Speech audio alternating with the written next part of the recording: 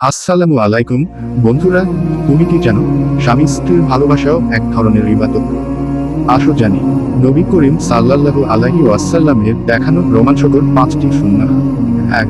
ভালোবাসার কথা বলা। আল্লাহর রাসূল মা আয়েশাকে বলতেন, আমি তোমাকে এমন ভালোবাসি যেমন বিধ বাঁধা থাকে। তোমার স্ত্রী বা স্বামীকেও ভালোবাসার কথা বলো, এটি সুন্নাহ। 2. একে অপরকে খাওয়ানো।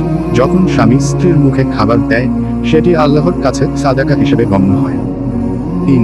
পাশে থাকা ও আদর করা। নবী সাল্লাল্লাহু আলাইহি ওয়াসাল্লাম আয়েশার কোলে মাথা রেখে কুরআন তেলাওয়াত করতেন। এটা ভালোবাসা আর রূহানীয় বন্ধনের সুন্দর মিলন। 4. ভালোবাসার নামে ডাক দেওয়া।